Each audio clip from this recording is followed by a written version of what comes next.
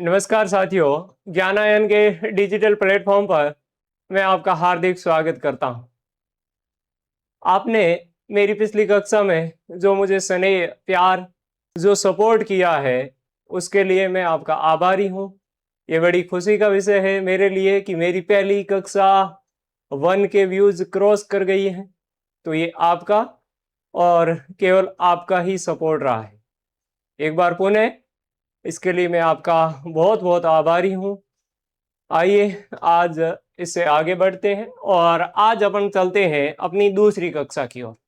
ये हमारी दूसरी क्लास है। पिछली कक्षा में हमने व्याकरण से जुड़े हुए कई सारे तथ्यों की बातें कर ली थी।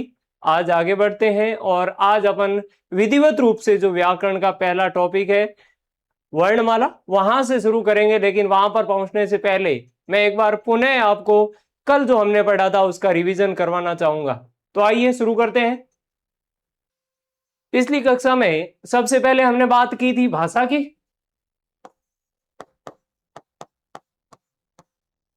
कि भाषा क्या है, तो हमने लिखा था भाषा शब्द की उत्पत्ति कहां से हुई। संस्कृत की एक धातु है, कौन सी, भास, और भास का अर्थ क्या होता है, प्रकट करना। भास का अर्थ क्या है, प्रकट करना। उसके बाद सीधे सीधे हमने भाषा की परिभाषा देखी थी कि भाषा वह माध्यम है जिस माध्यम से हम अपने विचारों को दूसरों तक पहुंचाते हैं और दूसरों के विचारों को खुद अच्छे से समझ पाते हैं। उसके बाद दूसरी बात की थी हमने व्याकरण की। व्याकरण भी संस्कृत का शब्द है और इसका संधि विच्छेद हमने क्या किया था, वी धन आ धन क्री धन अन, और इससे क्या बना है, व्याकरण बना है। हमने सामान्य सी परिभाषा देखी थी, सामान्य सी बात की थी कि क्या है कि एक नियमों का ग्रंथ है जिसमें हम भाषा की शुद्धता से जुड़े हुए नियमों की बात करते हैं। फिर हमने तीसरी बात की थी लिपि की, यानी कि जिस आकृति में या रूप में हम वर्ण को लिखते हैं। ये आपसे एक और मैंने विशेष करके बात की थी कि ये जो मैंने लिखा है, ये लिखा हुआ तो क्या कहा जाएगा, इसको वर्ण पढ़ा जाएगा। इसको क्या कहेंगे हम, वर्ण। यानी कि ध्वनि के लिखित रूप को क्या कहते हैं अपन, वर्ण कहते हैं। लेकिन वर्ण जिस आकृति में, जिस रूप में लिखा जाता है, वो रूप क्या है, वो लिपि है। उसके बाद चौथी बात हमने की थी, उसके बाद चौथी जो बात हमने की थी हिंदी भाषा की, कि हिंदी पहले तो हमने देखा था कौन सी भाषा का शब्द है, हिंदी फारसी भाषा का शब्द है। उसके बाद हमने क्या पढ़ा था, हिंदी की उत्पत्ति कहां से हुई है, संस्कृत से। उसके बाद हमने क्या पढ़ा था, हिंदी में कितनी उपभाषाएं हैं, 5, और कितनी बोलियां हैं, 17। ये तमाम बातें एक एक करके हमने उस दिन की थी, पिछली कक्षा में की थी। और पांचवी जो हमने बात की थी वो की थी हिंदी के विभाग। यानी जब अपन व्याकरण पढ़ते हैं तो उसको कुछ विभागों में, कुछ मंत्रालयों में तोड़ के पढ़ते ताकि पढ़ने में आसानी हो। और विभाग हमने कितने पढ़े थे, 3। कौन कौन से, वर्ण विचार, दूसरा शब्द विचार, और तीसरा वाक्य विन्यास। ये बातें पिछली कक्षा में हमने कर ली थी। एक बात और हमने की थी, वो ये है कि भाषा कितने प्रकार की होती है, 3। कौन कौन से 3, पहला, सबसे पहले कौन सी भाषा बनी थी, सांकेतिक, दूसरी मौखिक, और तीसरी लिखित। और हमने ये बात भी की थी कि व्याकरण है वो किन दो पे आधारित होता है, मौखिक और लिखित भाषा पे। और इनमें भी सबसे ज्यादा किस पर, तो हम कहेंगे कि लिखित भाषा पर आधारित होता है। ये बातें पिछली कक्षा में हमने कर ली थी। आइए आज अपन अपने अगले बिंदु की ओर बढ़ते हैं और अगला हमारा जो शीर्षक है वो है वर्णमाला। भाषा की सबसे लघुतम इकाई है वो क्या कहलाती है? वर्ण कहलाती है। और वर्णों के पूरे समुदाय को, पूरे समूह को अपन क्या कहते हैं? वर्णमाला कहते हैं। तो व्याकरण पढ़ने का सबसे बेसिक, सबसे सामान्य नियम है कि हम सबसे छोटे रूप से शुरू करते हैं, यानी वर्ण से शुरू करेंगे। कैसे वर्ण बने, उनका उच्चारण स्थल क्या है, उन कहां से उत्पत्ति हुई, कैसे आए, और उसके बाद वर्ण किस प्रकार शब्द में कन्वर्ट हुए, किस प्रकार शब्द में बदले, ये बात तो होगी वर्ण विचार के अंतर्गत। उसके बाद हम शब्द पढ़ेंगे कि शब्द की उत्पत्ति कैसे हुई, वो किन शब्दों, किन वर्णों से मिलकर बना, या उसका अर्थ क्या है, किस तरीके से वो अर्थ ग्रहण करते हैं। उसके बाद जब वाक्य में हम शब्दों का प्रयोग करते हैं तो किस प्रकार पद के रूप में जाने जाते हैं। और उसके बाद तीसरी जो बात करेंगे वो अपने एक एक करके वाक्य की करेंगे। तो पहला टॉपिक है अपना वर्णमाला। देखो, सबसे बेसिक, सबसे सामान्य सी बात है, पहला प्रश्न हमारे लिए कि वर्णमाला यानी वर्ण, तो वर्ण बना किससे, वर्ण कहते किसे?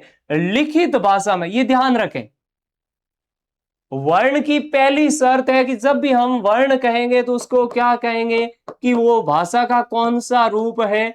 लिखित रूप है। हमसे पूछा जा सकता है कि वर्ण से भाषा के किस रूप का बोध होता है? किस रूप का बोध होता है? लिखित रूप का, या लिखित भाषा का। और लिखित भाषा में जो मूल ध्वनियां यानी, अब लिखा मैंने, क्या लिखा? मैं लिखूं कौआ, ये मूल ध्वनियां नहीं है। जैसे ही इस शब्द को अपन तोड़ेंगे तो हम पाएंगे कि इसमें तो क है, औ है और आ है। अब इसके और ज्यादा टुकड़े नहीं कर सकते अपन, इससे और ज्यादा नहीं तोड़ सकते। तो ये क्या बची हमारे पास में? मूल ध्वनियां। अब इसी के आधार पे अपन इन ध्वनियों के या वर्ण के दो भेद करते हैं। देखिए, एक तो ये है और दूसरा ये है, ये दोनों अलग अलग है। तो इस आधार पे हम इसके दो रूप करते हैं या दो भेद करते हैं, वो अपन आगे बढ़ेंगे। तो फिलहाल क्या समझना है कि जो मूल ध्वनियां है, अर्थात वे लघुतम ध्वनियां जिनको और टुकड़े कर ही नहीं सकते, जिनको और तोड़ ही नहीं सकते। जैसे मैं कहूं कि अब इस आ को तोड़ो, अब कई बुद्धिजीवी जो है वो इसके टुकड़े कर देंगे कि सर अ धन अ आ बन दे ना। हम भले ही ये समझते हो कि अ क्या आ क्या है, इन दोनों का जोड़ है, नहीं, ऐसा नहीं है। आ अपने आप में एक स्वतंत्र ध्वनि है। ये अपन आगे बात करेंगे। तो मूल ध्वनियों के लिए जो चिन्ह मान लिए गए, मैंने कहा था अभी आपसे कि जो संकेत मान लिए गए, संकेत क्या कहलाएंगे, जो चिन्ह वो क्या कहलाएंगे? वो वर्ण कहलाएंगे। और उनके लिखने की जो आकृति है, उनके लिखने की जो बनावट है, वो बनावट क्या कहलाती है? लिपि कहलाती, वह भी वर्ण कहलाते हैं। ये दोनों परिभाषाएं बहुत महत्वपूर्ण है कि एक तो लिखित भाषा में मूल ध्वनियां, और एक दूसरे जो लिखित भाषा में जो ध्वनियों के चिन्ह मान लिए गए वो भी क्या कहलाते हैं? वर्ण कहलाते हैं। उसके बाद अगली विशेषता वर्ण की कि वर्ण भाषा की है वो सबसे छोटी इकाई है। वर्ण क्या है? भाषा की सबसे छोटी इकाई है, यानी इससे छोटा फिर भाषा में और कुछ भी नहीं होता है, कोई ध्वनि नहीं होती।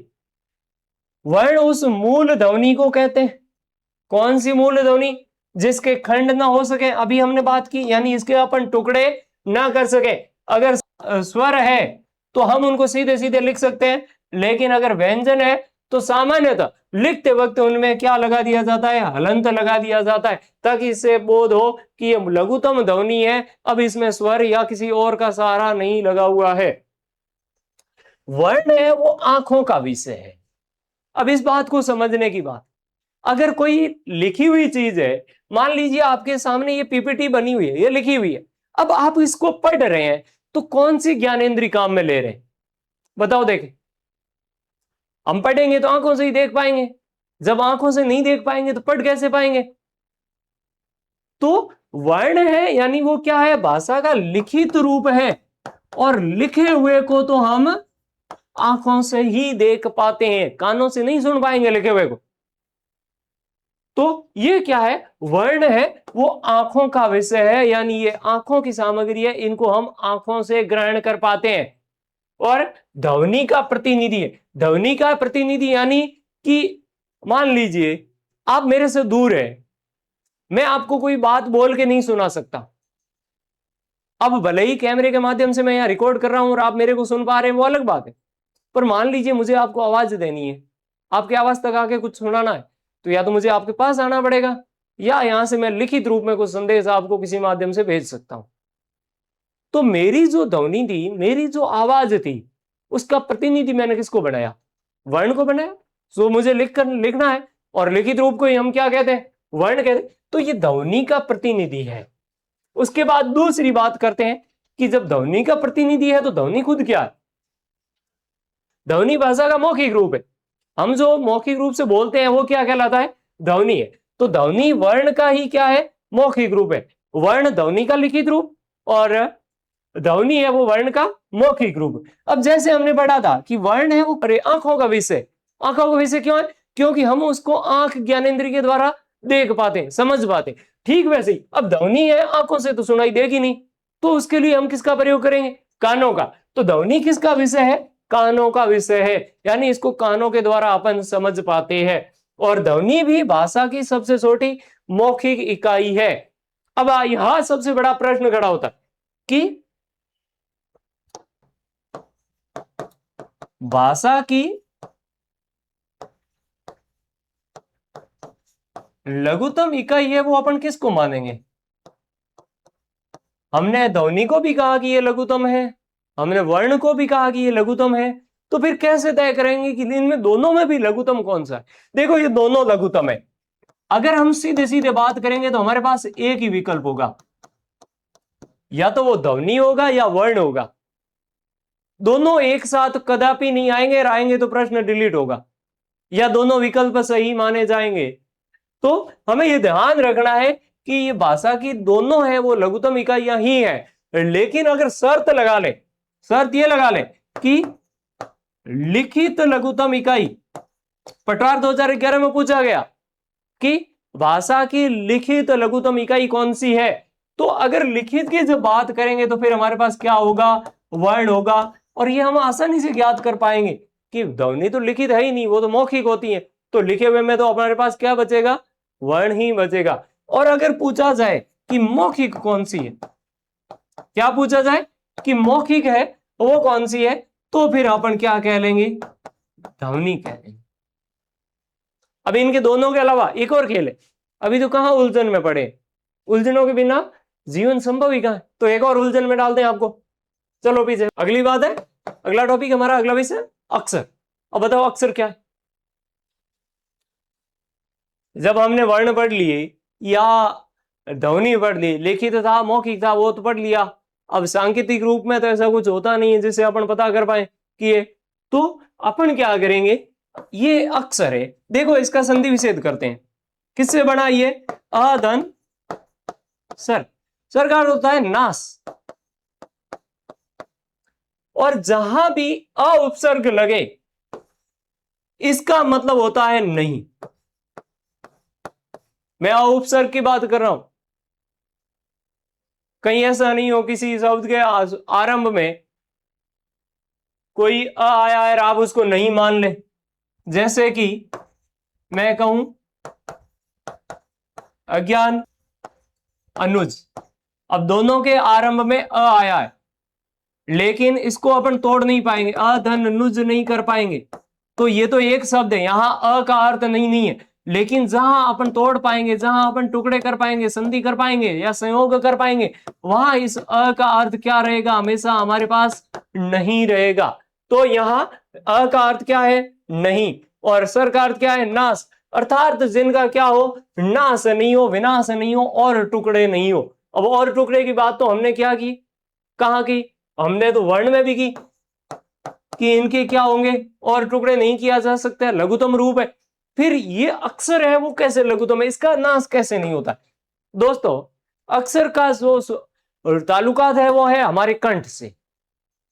होता यह है कि हमारे कंठ में कुछ स्वर तंत्रिकाएं लगी हुई है इस तरीके से, और इनके बीच में छोटे छोटे उत्तक होते हैं, तंतु पाए जाते हैं, और वहां से ध्वनि निकलती है।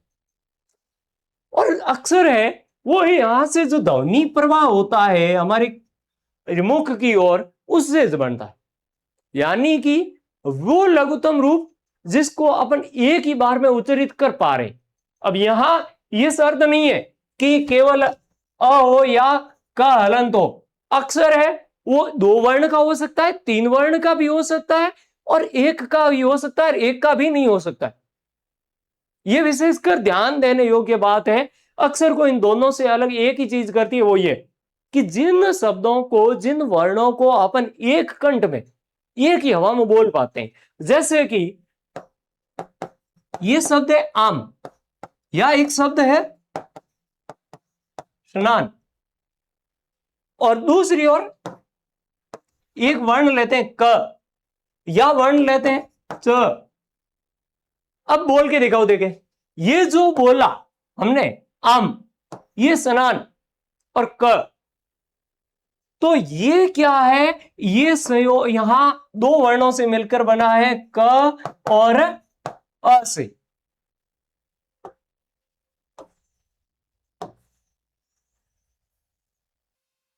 तो ये किससे बना है, क धना से। तो ये 2 का जोड़ा है, इसको एक ही कंठ से अपन नहीं बोल पाते, और इसीलिए ये क्या है, ये अरे अक्षर नहीं है, क्योंकि इसका नाश हो रहा है। लेकिन जब हम स्नान बोलते हैं, या स्नान बोलते हैं, या आम बोलते हैं, तो एक कंठ से बोल पाते। इसलिए ये शब्द होते हुए भी क्या है, अक्षर है, अर्थात इनका विनाश नहीं होता है, इनको एक कंठ से अपन बोल पाते हैं। तो अब समझ में आया होगा, उम्मीद करता हूं आप अक्षर को अच्छे से समझ गए होंगे कि अक्षर है वो हमारे कंठ का मामला है, जबकि वर्ण और ध्वनि दोनों किसका मामला है, वो भाषा का है। वहां तो हम या तो मौखिक या लिखित रूप देख रहे थे, लेकिन अक्षर में तो हम किसको आधार बना रहे, कंठ को बना रहे। कंठ एक ही कंठ से बोल पा रहे हैं तो वो क्या है, अक्षर, और एक कंठ से नहीं बोल पा रहे हैं तो क्या है, वो दूसरा कोई शब्द है। तो वह मौखिक ध्वनि अक्षर भी क्या होंगे, क्योंकि कंठ से बोल पा रहे हैं तो कंठ लिखित तो होता नहीं है, तो ये क्या है, मौखिक है। यानी कि अक्षर जो है वो भी किसका विषय है, यह भी भाषा के मौखिक रूप का, यानी यह भाषा के मौखिक पक्ष से जुड़ा हुआ है। मौखिक ध्वनि जिसके अधिक टुकड़े न किए जा सकते हो क्या कहलाती है, अक्षर कहलाती है। मुख से निकलने वाली वह ध्वनि या ध्वनि समूह, यह विशेषकर ध्यान रखना, कहीं ऐसा नहीं हो कि अविनाशी है, अनाशी है, तो हम क्या कर लेंगे, इसको ध्वनि समूह है, इसका मतलब तो कई सारी ध्वनियां होगी, तो उसको अक्षर ना माने। लेकिन ये क्या है, ये भी अक्षर ही है, क्योंकि ये ध्वनि समूह हो सकता है जिसका उच्चारण, ये लो सबसे मुख्य परिभाषा यही, कि जिसका उच्चारण एक ही श्वासघात में, यानी एक ही कंठ से एक ही साथ हो जाए, वो क्या कहलाती है, अक्षर कहलाती है। जैसे ये क, ये यहां मिसटाइप हुई है कुछ, ये नहीं है, केवल अ है, आ है, यानी सभी स्वर तो क्या है, वैसे भी अक्षर है। और उसके अलावा आम, स्नान और कुछ और ऐसे शब्द चलते हैं, ये आपको स्पेशली रटने पड़ेंगे। या तो वो सामान्यतः प्रश्न पूछेगा कि कौन सी ध्वनि अक्षर नहीं है, तो हलंत रहित व्यंजन देगा। ध्यान रखना ये क्या है, ये अक्षर है, क्योंकि इसमें हलंत लगा हुआ है, यानी इसके और टुकड़े नहीं कर सकते। लेकिन इसकी बजाय अगर वो ये दे दे सीधा क, तो इसमें आ जुड़ा हुआ है, इसका नाश हो रहा है, इसके टुकड़े हो रहे, कहीं ना कहीं हम बोल रहे हैं तो कंठ में हवा है वो बाधित हो रही है, तो ये क्या है, ये अक्षर नहीं है, जबकि ये का अक्षर है। तो किसी भी व्यंजन को हलंत लगाकर दे दिया जाए तो वो क्या कहलाएगा, वो अक्षर में गिना जाएगा।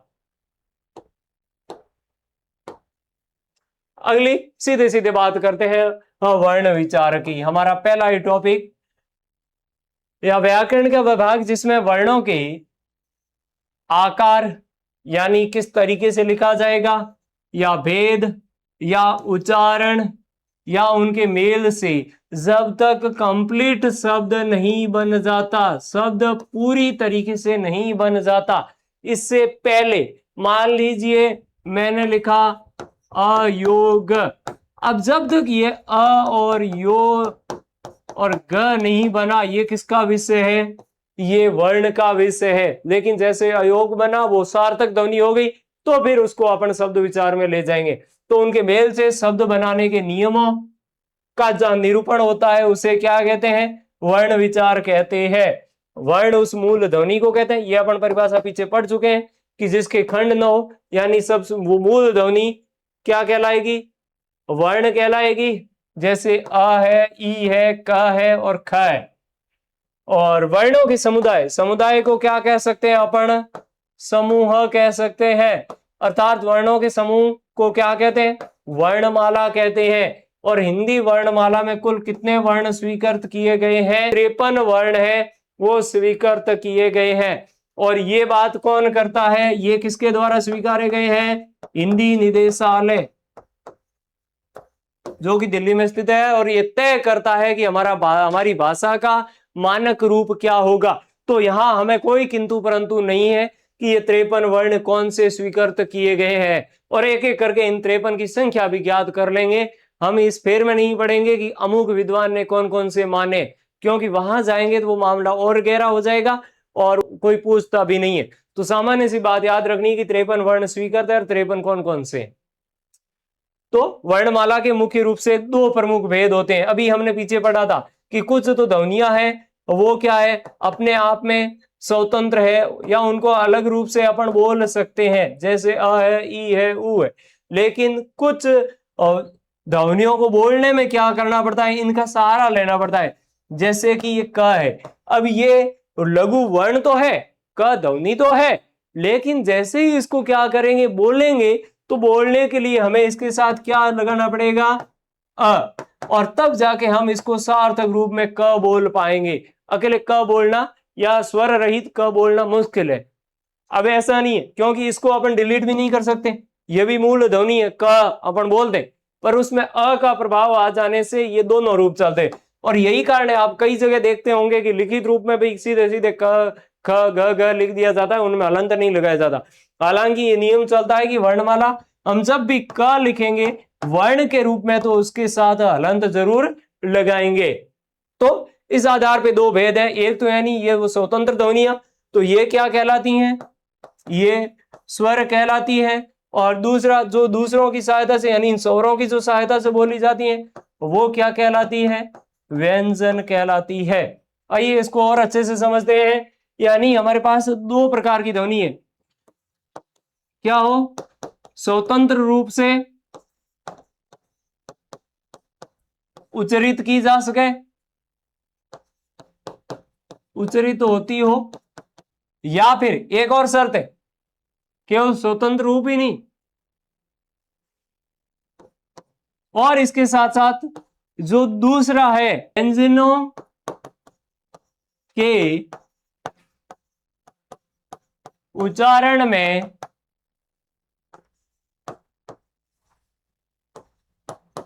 सहयोग, यानी कि व्यंजनों का उच्चारण है वो इनके बिना हो ही नहीं पाता है, तो ऐसी ध्वनियां क्या कहलाती है?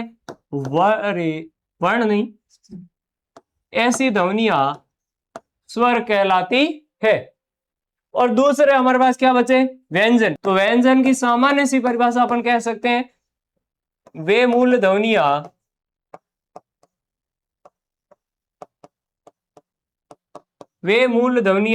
जो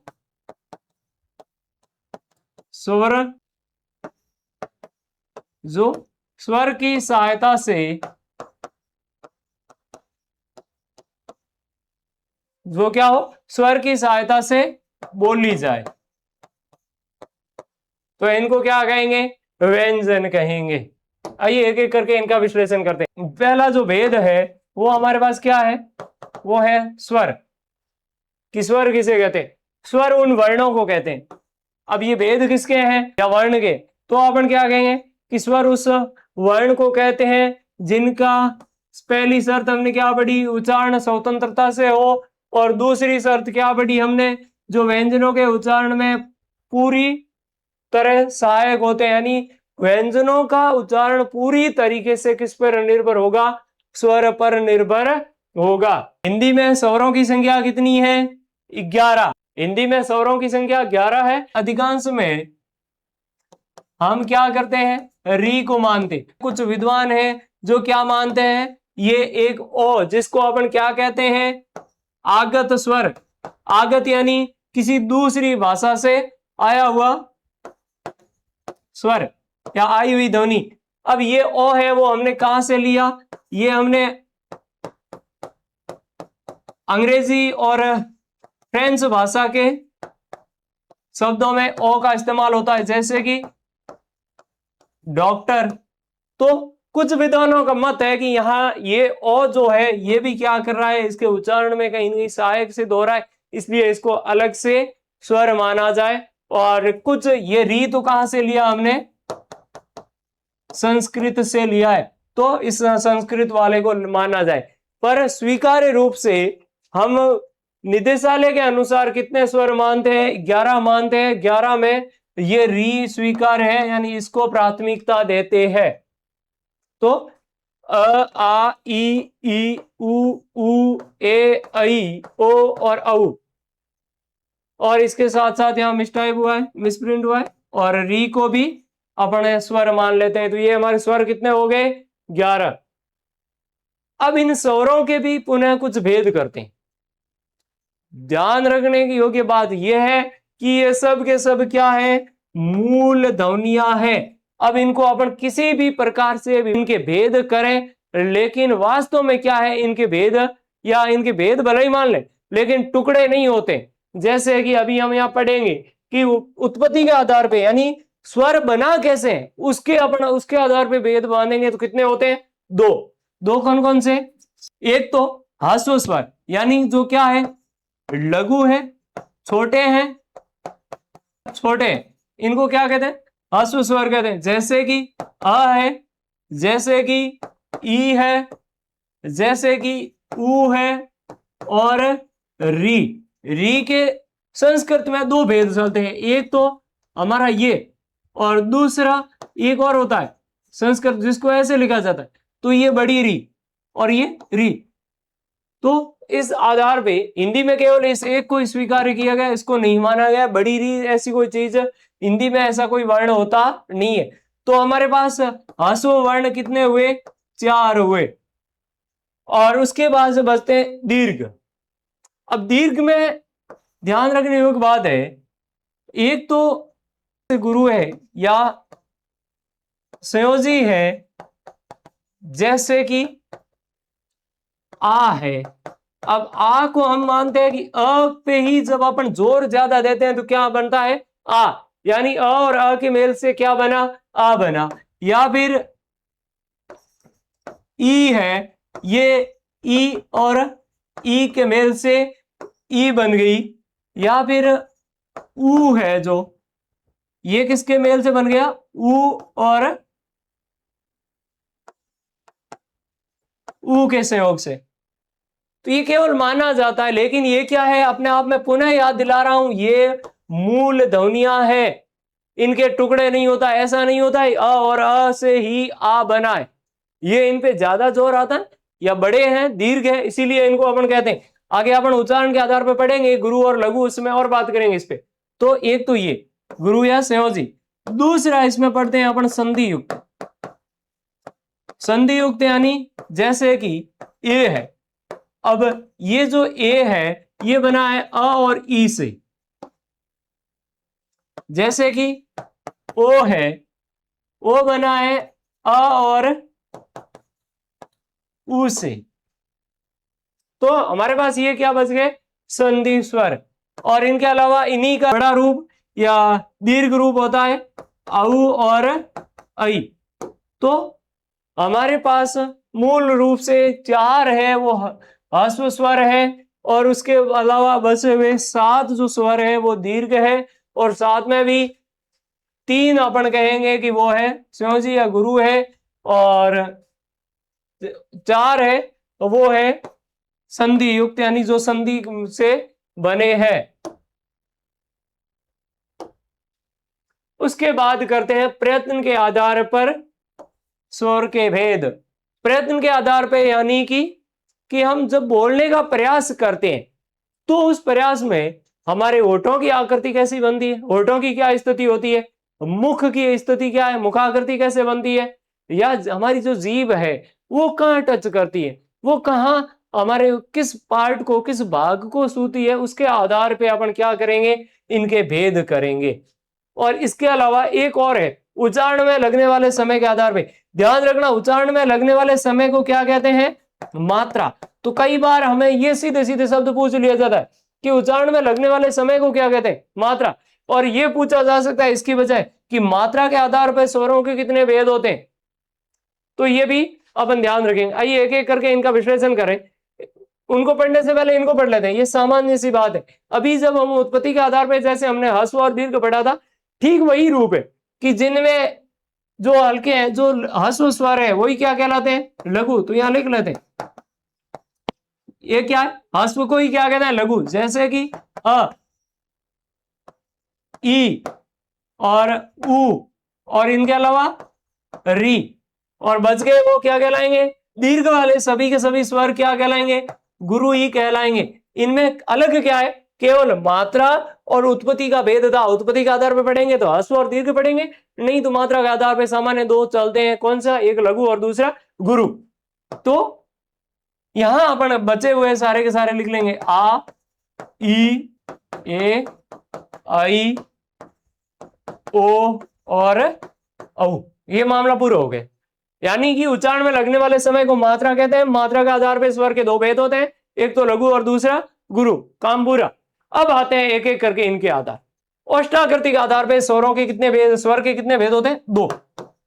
होठों की आकृति दो ही प्रकार की बनती है, या तो होठ पीछे होंगे या फिर गोल होंगे। तो चाहे गोल होंगे उसको तो क्या कहेंगे, वो अपन कह लेते हैं वर्तामुखी, यानी वर्त की तरह गोल हो, जैसे ओ। तो ये क्या है, वर्तामुखी। और दूसरे जहां होठ है वो गोल नहीं होते, उनको क्या कह लेते हैं, अवर्तामुखी। तो इस आधार पे वर्तामुखी और अवर्तामुखी। अब बात करते हैं मुखाकृति। मुखाकृति चार प्रकार की होती है। तो पहला, जब मुख है वो पूरी तरीके से बंद रहे, उसको क्या कह लेते हैं, सवृत। यानी क्या हो, पूरा एक वृत्त बना, यानी पूरी तरीके से बंद हो। अगर मुख पूरा बंद ना होके इसका चौथाई भाग खुला हुआ हो तो क्या कहेंगे, अर्ध संवृत। और अगर आधा मुख खुला है, आधे से थोड़ा सा ज्यादा, तो उसको कह देंगे अर्ध विवर्त। विवर्त का अर्थ होता है खुला हुआ, और अगर मुख पूरा खुला हुआ है तो उसको क्या कह देंगे अपन, विवर्त। यानी मुख्य तो संवर्त यानी बंद, और विवर्त यानी खुला हुआ। अगर आधे से थोड़ा कम खुला हुआ है तो उसको अर्ध संवर्त, और आधे से थोड़ा ज्यादा खुला हुआ है और पूरा भी नहीं खुला हुआ है तो उसके बीच की स्थिति को क्या कह देंगे, अर्ध विवर्त कह देंगे। ये हो गए किसके आधार पे, मुखाकृति के पास आकार पे। जीवा स्थिति के आधार पे तीन। जीभ या तो हमारे आगे या दांतों या मुर्दा को टच होगी तो उस भाग को क्या कहते हैं अपन, अग्र। या तो क्या टच होगी, बीच के तालु के आसपास के क्षेत्र, या फिर ठेठ पीछे जाएगी और उसको कहते हैं पच। यानी ये तीनों स्थितियां हैं कि हमारे मुख में जीभ है वो कहाँ टच हो रही है, कहाँ सो रही है, उसके आधार पे तीन भेद करते हैं। तो जीवा स्थिति के आधार पे तीन कौन से, अग्र मध्य पच। मुखाकृति के आधार पे दो मुख्य यानी समर्थ या विवर्त, और दो इनके सब भाग और टुकड़े करते हैं तब निकल के आते हैं समर्थ, अर्ध समर्थ, अर्ध विवर्त और विवर्त। ये हो गए मुखाकृति का आधार पे। और ओष्ठाकृति का आधार पे वर्तामुखी, और वर्तामुखी नहीं है तो फिर पीछे क्या बचेगा हमारे पास, अवर्तामुखी। आइए इनका एक एक करके विश्लेषण। हमारे पास पहला है मुखाकृति के आधार पर स्वर के भेद, यानी मुखाकृति हमारा जो मुख है उसकी आकृति कैसी बनती है। अभी स्वर्त का हमने कहा था कि स्वर्त में क्या हो, मुख है वो पूरी तरीके से बंद हो, जैसे ई उ उ। और इन चारों को क्या माना जाता है, स्वर्त स्वर माना जाता है। ये सीधे सीधे परीक्षा में प्रश्न पूछा जाता है कि कौन सा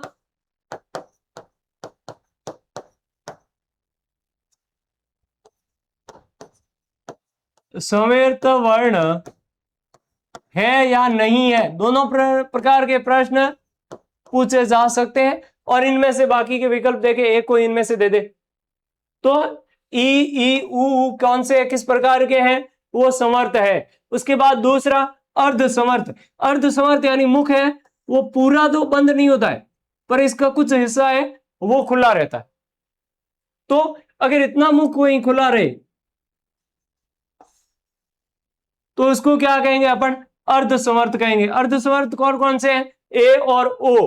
अभी इनको मैं आपको याद रखने की एक आसान सी ट्रिक बताऊंगा। अर्ध विवर्त। अर्ध विवर्त यानी जब मुख पूरा नहीं खुले, आधा भी नहीं खुले, आधे से भी क्या हो थोड़ा कम खुले, यानी केवल 25% ही खुले, तो उसको क्या है कहेंगे, आई और औ है वो अर्धविवर्त स्वर कहलाते हैं। और विवर्त यानी मुख क्या हो जाए, पूरा खुल जाए, तो ऐसे में आ है वो हमारे पास विवर्त स्वर बचता है। एक स्वर इनमें से गायब है, कौन सा गायब है, अ। अ की गणना है वो उदासीन के रूप में होती है। उदासीन का मतलब ये कि वो इनमें से किसी आकृति में फिट नहीं बैठता, उसको आप किसी भी तरीके से बोल सकते हैं, किसी भी तरीके से उच्चारित किया जा सकता है। अगला है ओष्ठाकृति के आधार पे। ओष्ठाकृति में दो पढ़ा हमने, वृत्तामुखी यानी ओठ क्या हो, वर्त के मुख, वर्त के समान गोल हो, एकदम ऐसे हो जाए, तो उसको क्या कहेंगे, वृत्तामुखी। जैसे ऊ है, ओ औ, और ये ओ जो स्वर है ना तो आ बोला जाता है और ना पूरी तरीके से ओ बोला जाता है, इनके बीच का उच्चारण है ओ। तो ये ध्यान रखने योग्य है, ये स्टार मार्क कर लीजिए, ऐसे ही मैंने लिख लिया है, बाकी आप ध्यान रखें तो सही है, नहीं रखें तो भी ये नहीं पूछा जाता। और से सवाल आने वाला एक ही है कि आगत स्वर कौन सा है। अभी फर्स्ट ग्रेड 2024 में पूछा गया कौन सा वर्ण या कौन सी ध्वनि आगत ध्वनि कहलाती है, और वहां ओ विकल्प में था। तो वृत्तामुखी कौन कौन से हैं, ऊ ओ और औ, और पीछे बचे हुए बाकी सारे के सारे क्या हैं, अवृत्तामुखी है, अ आ ई ए और आई, ये सारे के सारे क्या हैं, अवृत्तामुखी है। उसके बाद अगला आगे बढ़े, फिर अंतिम इनमें से तीसरा हमारे पास बचा वो है जीवा की स्थिति, यानी जीभ कहां टच होगी, तो अग्र यानी आगे, जब जीभ हमारे मुंह के अगले भाग या आगे टच होती है तो वहां से ई और ए और आई ध्वनियां निकलती है। उसके बाद मध्य में केवल एक है। यह प्रश्न कई बार पूछा जाता है कि अ किस प्रकार की है, जीवा की स्थिति के आधार पर अ का उच्चारण है, तो वहां अपन क्या करेंगे, मध्य। और पच यानी पच का अर्थ होता है पीछे, पीछे कौन कौन से, ऊ ओ औ और आ, ये सब के सब क्या है, पच है, यानी इनको उच्चारित करते वक्त हमारी जीभ है वो पिछले भाग पे टच होती है। करें थोड़ा सा, ये लो थोड़ा सा ध्यान दीजिए, एक ही तालिका से अपना काम पूरा हो जाएगा। जैसे कि अब देखो, ये तो हमने क्या पढ़ा था, ये किसके आधार पे पढ़े, मुखाकृति, तो ये इधर तो क्या है, मुखाकृति। फिर हमने किसके आधार पे पढ़े, जीवा की स्थिति पे, तो ये लो आपके जीवा की स्थिति पे अग्र मध्य और पच। और तीसरी जो बात हमने की थी वो किसके आधार पे की थी, ओष्ठाकृति के आधार पे की थी, तो ये लो ओष्ठाकृति के आधार पे एक तो हमने वृत्तामुखी, और वृत्तामुखी से जो बच गए वो सारे के सारे क्या कहलाएंगे, अवृत्तामुखी। अब याद करो, देखिए समर्थ में हमने कौन कौन से स्वर पढ़े थे, ई पढ़ा था, ई पढ़ा था,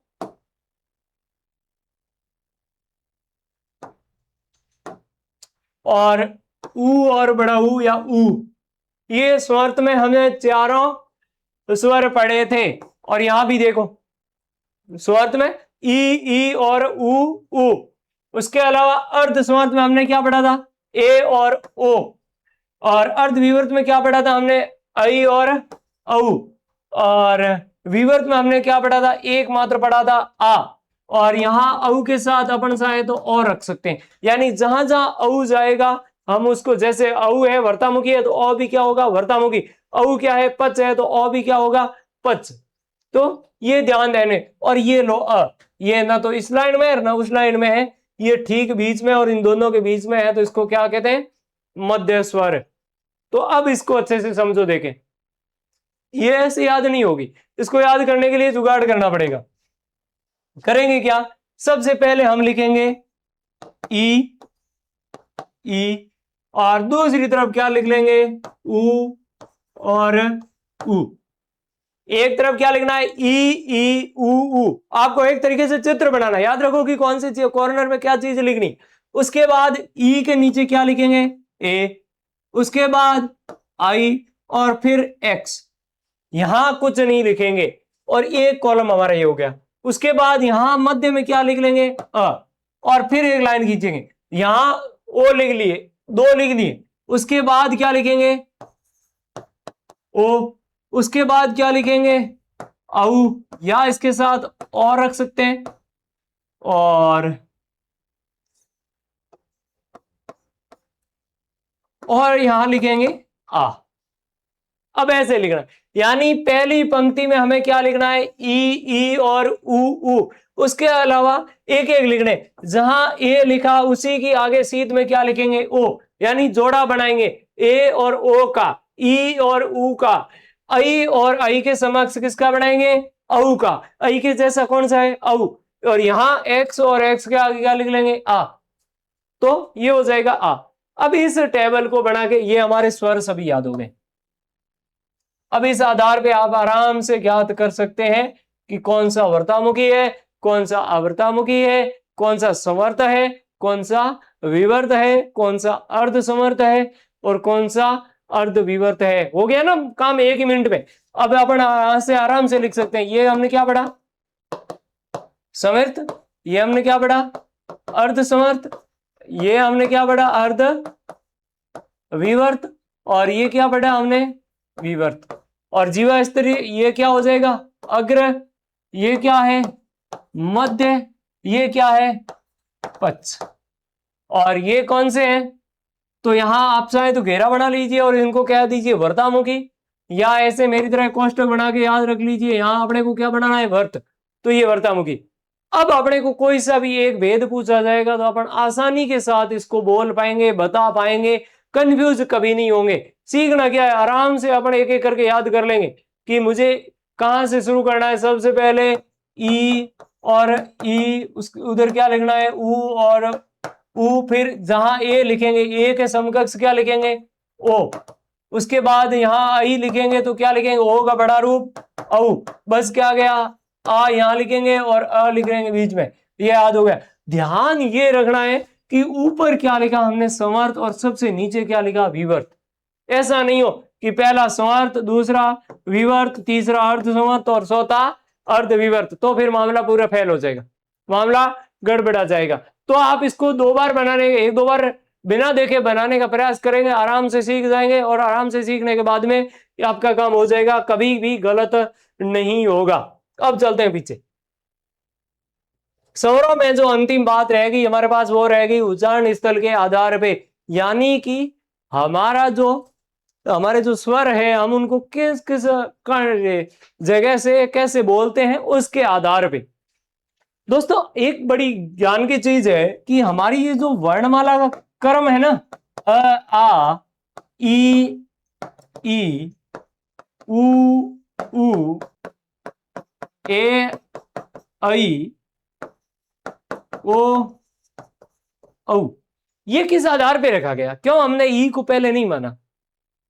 भाई चलो ये ई तो बड़ी ई है इसलिए हमने बाद में माना, पर ये ई और ये अ तो हस्व है दोनों ही, तो क्यों ई से शुरू नहीं करते।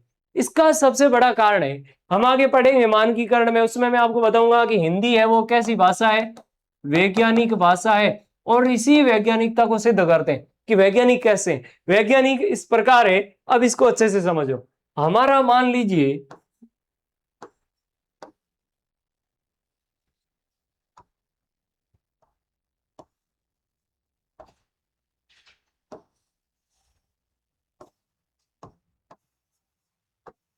ये हमारा गला है, ये आकृति ठीक नहीं बनी है पर अपने लिए पर्याप्त है, हम इसको आसानी से समझ सकते हैं। ये इस प्रकार का होता है, हमारे अंदर का स्ट्रक्चर है, ढांचा है, वो इस प्रकार का है। अब ये जो भाग है अपने पास, ये क्या कहलाता है, ये कंठ कहलाता है, सबसे निचला हिस्सा कंठ। उसके बाद दूसरी चीज है ये क्या कहलाता है, तालु। उसके बाद और इसके ठीक आगे का क्षेत्र, ये कठोर जो भाग है ये क्या कहलाता है, मूर्धा कहलाता है। फिर यहां हमारे दांत है तो ये क्या कहलाते हैं, दंत या दांत कहें कोई भी, दोनों ठीक है। और बाहर है वो ओष्ठ, होठ। अब इतनी जगह है जहां से अपन ध्वनियों को बोलते हैं। अब ये जो कंठ है, यानी हम इस क्रम में शुरू करते हैं कि उच्चारण स्थल है वो यहां से लेकर के बाहर की ओर। अब आप देखेंगे कि हम जो अ आ बोलते हैं वो कहां से बोले जाते हैं, यहां से बोले जाते हैं, कंठ से बोले जाते हैं। इनको रखेंगे 1 नंबर पे। उसके बाद दूसरा हमारे पास तालु से, तालु से बोला जाता है ई, इसलिए इनको 2 नंबर पे। वत से कोई स्वर बोला नहीं जाता है। मूर्धा से केवल री बोली जाती है, तो री। ओष्ठ दंत से कोई स्वर बोला नहीं जाता, इन दोनों को स्वरों में कोई योगदान नहीं है। और ओष्ठ से हमारे पास बचेंगे ऊ और ऊ। अब बताओ, देखे ये क्रम बैठा कि नहीं बैठा। अ और आ कहां से, कंठ से। ये कहां से, तालु से। और उसके बाद हमारे पास री रह गया, री कहां से, मूर्धा से। ऊ और ऊ ओष्ठ। इस प्रकार से हमने इसका क्रम तय किया है, यानी पहले अ आएगा और उसके बाद में ई और ऊ और फिर ए आई ओ आएंगे।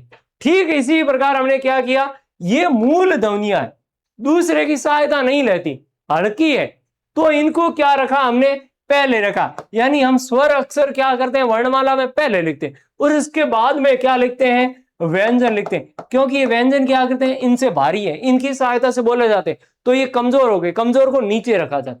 और नीचे भी वापस हमने वही कर्म अपनाया, यानी कंठ से बोले जाने वाले व्यंजनों को हम सबसे पहले प्राथमिकता देंगे। और इसलिए हमने पूरे क्या बना लिया, क वर्ग लगा बना लिया। यानी जो जो व्यंजन कंठ से बोलेंगे उसको अपन किस में रखेंगे, क वर्ग में रखेंगे। अब उम्मीद करता हूं आपको बहुत अच्छे से समझ में आ गया कि हमारी वर्णमाला किस तरीके से वैज्ञानिक है, किस तरीके से हमने उनका क्रम तय किया है। अब आते हैं वापस चले अपने काम की बात पे कि किस प्रकार है वो इन स्वरों का उच्चारण होता है।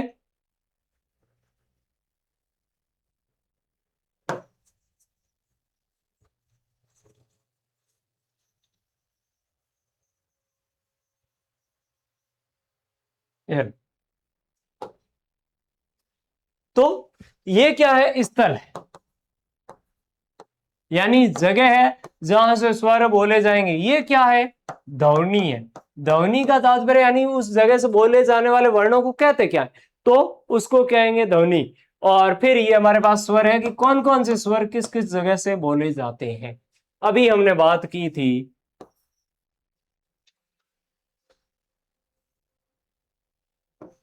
कि ये हमारा जो वाक तंत्र है इसमें यहां तक क्या है, ये स्वर तंत्रिकाएं हैं और इस आधार पे ये।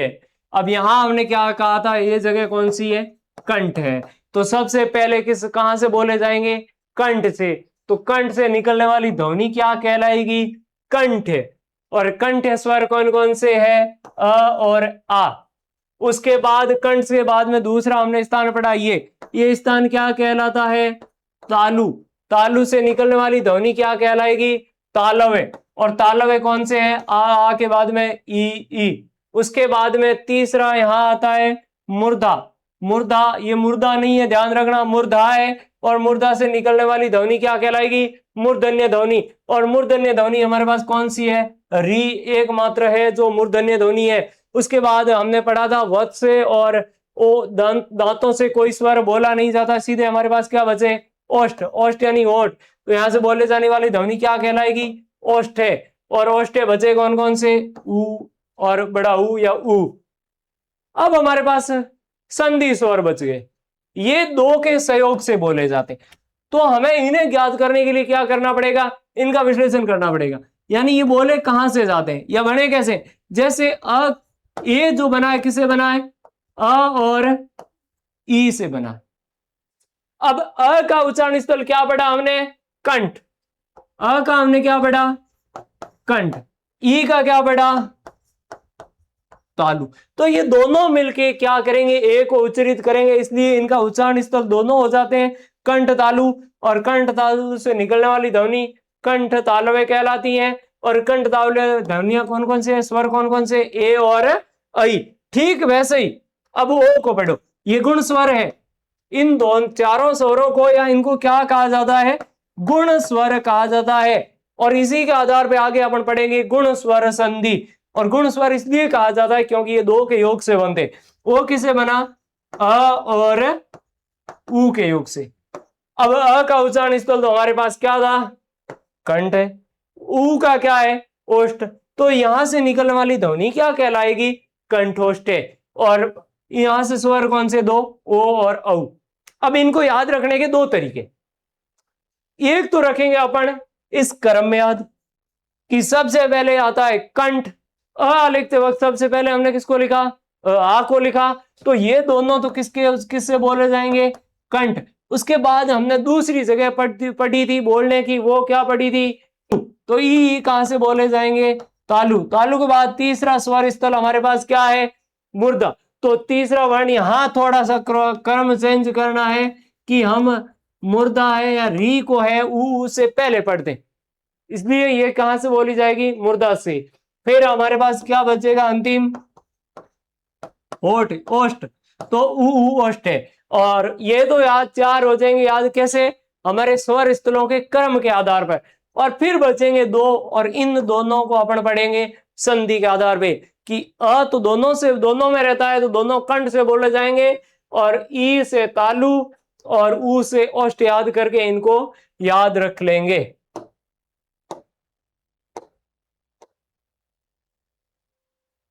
आज के लिए इतना ही। एक बार वापस जल्दी से रिवीजन करते हैं। हमने क्या पढ़ा? हमने पढ़ा वर्ण यानी लिखित भाषा की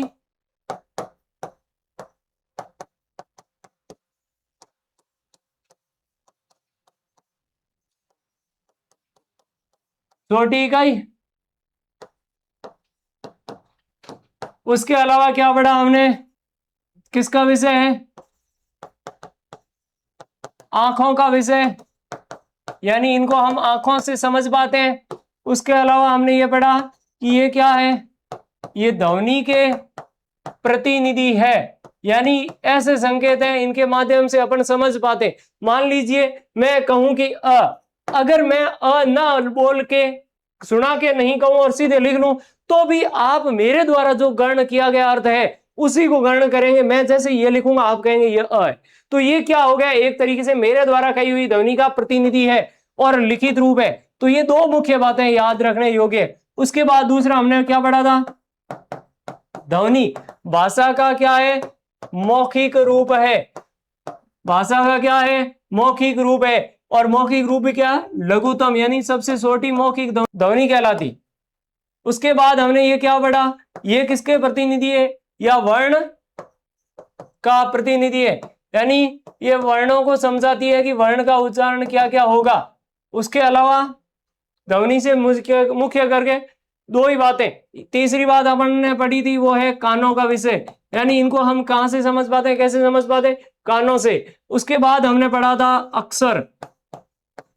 अक्षर का अर्थ क्या होता है? अक्षर ये पूछ लिया जाता है अविनाशी या असर, जिसका विनाश नहीं हो। और यहां हमने पढ़ा था कि जरूरी नहीं है क्या हो, एक वर्ण हो, वर्ण समूह भी क्या हो सकता है? अक्षर हो सकता है। और हमने उदाहरण याद करो, लिखा था आम, ये क्या है? अक्षर है और ये वर्णों का समूह है, तो अकेला वर्ण नहीं है। और जैसे हमने याद किया था ये क्या है? ये अक्षर नहीं है, लेकिन जैसे ही इसके हलंत लगा दिया जाए, ये हमारी मूल ध्वनि है, इसके और टुकड़े नहीं हो सकते, ये क्या है? अक्षर है। उसके बाद अगली बात जो हमने की थी वो हमने की थी सीधे की सीधे स्वरों की। स्वर किसको कहते हैं? एक तो स्वतंत्र रूप से उच्चरित हो, आप कोशिश करें कि आप बिना देखे इनको समझ पाए। और दूसरी क्या हो? व्यंजनों के उच्चारण में सहायक हो।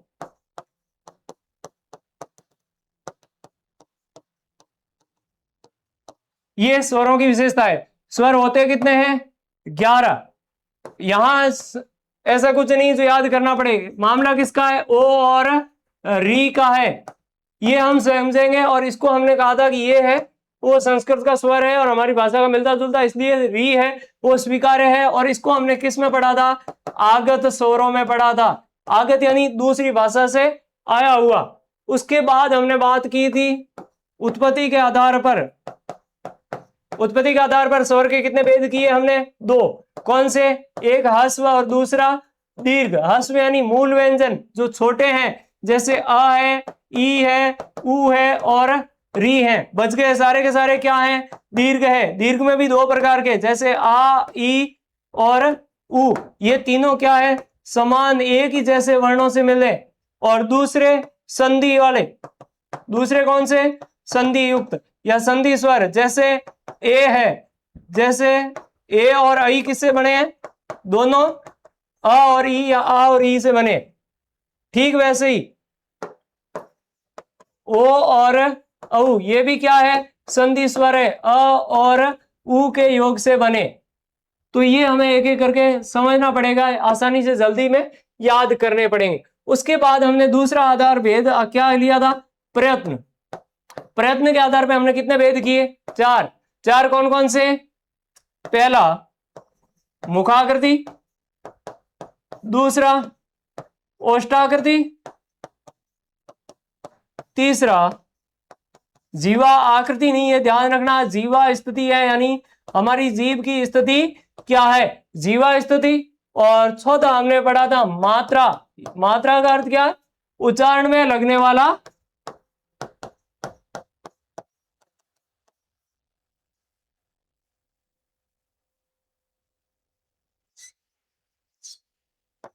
उच्चारण में लगने वाले समय के आधार पे।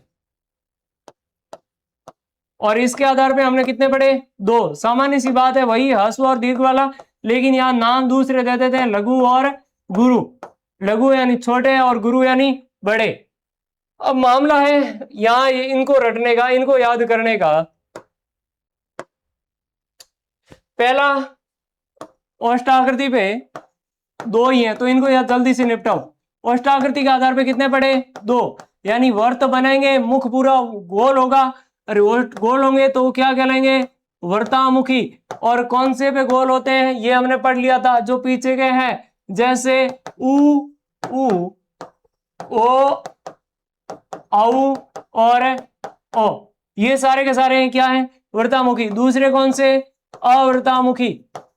अवर्तामुखी यानी जिनमें इन सब को छोड़ के जो बच गए हैं वो सारे के सारे क्या है? अवर्तामुखी। ये 2 ही भेद है।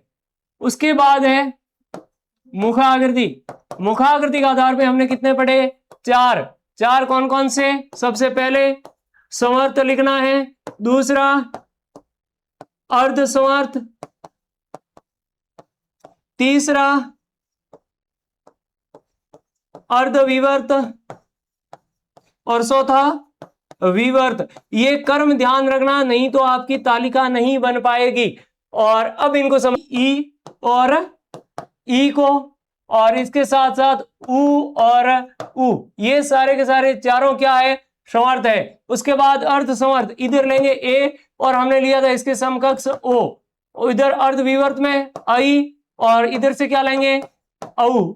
और विवर्त में हमने केवल लिया था आ। अभी हम देखेंगे तो ये पाएंगे कि ये हमारे पास क्या थे? व्रतामुखी थे। तो इनको आसानी से एक साथ याद किया जा सकता है। और उसके बाद तीसरा हमारे पास बचता है, वो है जीवा स्थिति। क्या है?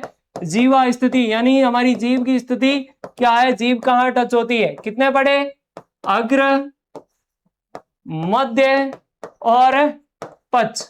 अब पच में तो हमने यहां लिख लिए हैं सारे के सारे, तो उ और उ,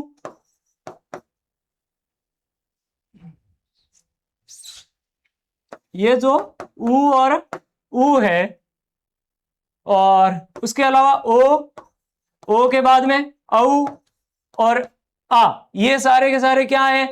पच है। मध्य में एक ही आता है तो आसानी से याद रख सकते हैं कि बीच में एक ही है।